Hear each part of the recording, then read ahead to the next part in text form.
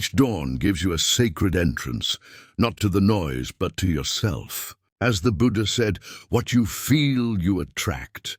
What you imagine, you create. Yet most people wake up only to fall back asleep. Not in bed, but in life.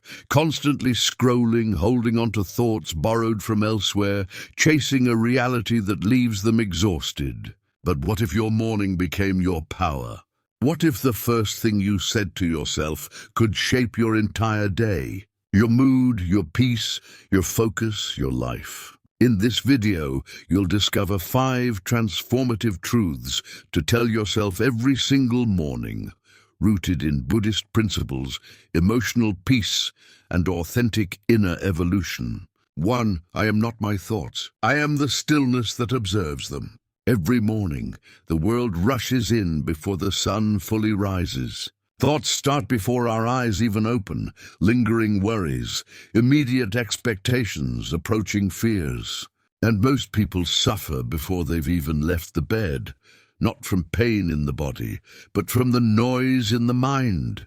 A silent tempest forms within our minds, and it steals our peace silently. But the first truth you must tell yourself each morning is this: I am not my thoughts. I am the stillness that witnesses them. It sounds simple, but it holds the power to shift your entire day. In Buddhist teachings, the mind is like a restless monkey leaping between branches, never still. But beyond the monkey's chaos is the sky, vast, silent, undisturbed. That sky is your true self. The mind thinks, judges, predicts, reacts. But you are the one who observes.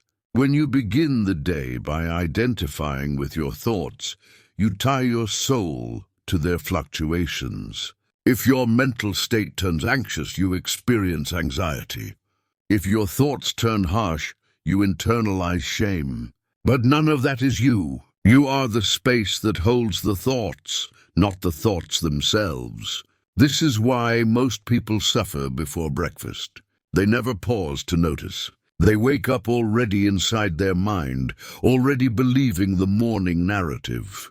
Without knowing it, they let their mind speak first and their spirit second. But a mindful morning is built by reversing that. Let your spirit speak first. Tell yourself, I'm not these thoughts. I'm the calm observer as they flow by. This truth changes everything, because once you create that space, just a moment of awareness, you're no longer trapped in the storm. You are sitting beside it calmly, like a monk beneath a Bodhi tree, unmoved by the wind. When you observe instead of react, you give yourself the gift of choice. You are not the voice in your head. You are the awareness that hears it. And the more you rest in that silence, the more power you reclaim.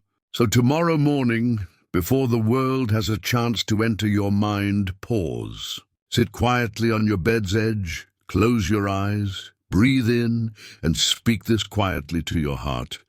I am not my thoughts. I am the quiet awareness within. 2. Everything I need already lives inside me. In the early hours, when the light is still soft and the world is just beginning to stir, a quiet illusion takes hold, a quiet lie that whispers, you are insufficient. It arrives before your feet touch the ground. A thought that says you need to be more, do more, accomplish more. And in that moment you begin to chase. But before the first step of the day is taken, remember this truth. All I need already resides in my being. Buddhism teaches that suffering begins the moment we believe something outside us will complete us. The moment we forget our wholeness, we start grasping at achievement, acceptance, affection, recognition. It becomes a loop. We run toward things thinking they'll fill an inner emptiness, only to find that the more we run, the more distant peace becomes. Because peace cannot be found in things. It's already there, like tranquil water beneath moving waves. In the morning, this illusion of lack is strongest. It's in browsing through other people's highlights, in the mental checklist of all you haven't done yet, in the comparison the self-doubt, the rush to be more. But when you pause and speak to yourself, everything I require is already within, you break the spell. You return to sufficiency, not the sufficiency of ego, but the knowing of soul. Imagine a seed. From the outside it looks small, insignificant, but within it lies the potential of an entire forest. You are that seed, and yet most people forget. They seek light outside without realizing the sun also rises within them. When you're rooted in your own enoughness, you walk through the world not as a seeker, but a provider. You don't chase love, you embody it. You don't seek worth, you express it. So each morning, before the noise begins, return to this truth. Gently touch your heart center. Close your eyes. Breathe gently and remind yourself, everything I need is already inside me. 3. Nothing outside me has the power to disturb my peace. There is a quiet strength that lives inside you, a strength not born from force, but from stillness. Each morning the world begins to stir with unrest, distraction, responsibilities, projections. Some will come with anger, some with judgment, and without awareness you absorb it. But here is a truth that can change your entire day. Nothing outside me has the power to disturb my peace. You are not a vessel designed to absorb others' emotions. You are a mirror meant to reflect without attachment. In Buddhism, we learn that suffering often comes not from what happens, but from how we carry what happens. The moment you internalize another person's chaos, you lose your own center. To live with calm in a chaotic world is not weakness. It is mastery. Spiritual detachment is not a closing of the heart, but an opening of awareness. It is nurturing while remaining centered, serving without possessing, witnessing without carrying. Imagine a calm, undisturbed lake. Stones may be thrown, winds may blow, but the depths remain undisturbed. This is the practice. To let the world touch the surface, but never shake your foundation. You are not responsible for the temperament of others' mental states. Their anger is not yours. Their fear is not yours. What defines you is how you return to yourself after being pulled. Each morning you get to choose.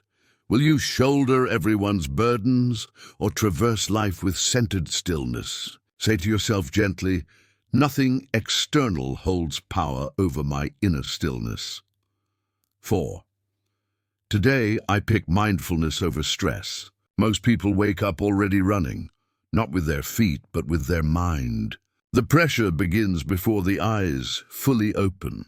Things to finish, emails to answer, obligations standing like soldiers at the door. This is the truth to carry into the start of each day. Today, I pick being present over feeling pressured. When you rush your morning, you rush your life. You start the day not as a thoughtful being, but as a programmed unit, reacting, hurrying, checking, chasing. Before you've taken your second breath, the day is already in control of you. But Buddhism reminds us to return. Return to your breath. Return to this moment. Because this moment is the only place where life truly lives. The Buddha once said, "The trouble is, you think you have time."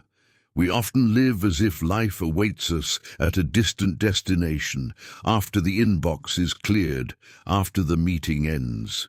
But life doesn't begin when the to-do list is done. Life is happening now, in this inhale, in this exhale, in a quiet sip of tea, in a ray of sunlight warming your skin. Pressure is often just a mirage pretending to be critical. It convinces us that haste is crucial, that splitting focus is advantageous. But pressure only pulls us away. It disconnects us from the softness of the present. Presence is your true home. It asks for nothing but your attention. No production, no faultlessness, just your willingness to show up fully to what's here. So when the morning arrives, don't begin with your to-do list. Begin with a breath, a pause, a hand resting on your heart. Speak to yourself with kindness. Today I opt for presence rather than strain. 5. I let go to allow life's natural flow. Each morning gives you a quiet choice to hold tight or to release. Most of us, without noticing, start the day already clinging to schedules, to hopes, to our vision of how things must happen. But here's a truth that can gently set you free. I am letting go so life can flow. Attachment is a subtle type of confinement. You may not see the bars, but you feel the weight. The drive to orchestrate, the terror of alteration. Buddhism teaches that suffering begins where attachment takes root. The moment you say, "This has to occur," you invite fear. But life, like a river, was never meant to be forced. It was meant to be followed. Your plans matter, but they're not meant to become chains. When you grip results too firmly, you block what's trying to unfold. Letting go doesn't mean giving up. It means embracing the movement, trusting knowledge deeper than your understanding. The bamboo sways with the gust, not because it's weak, but because it knows how to stay standing. In that surrender, you don't lose your strength. You discover it. So speak softly to your soul as the day begins. I relinquish the compulsion to orchestrate. I release how I imagine things. I trust life to lead.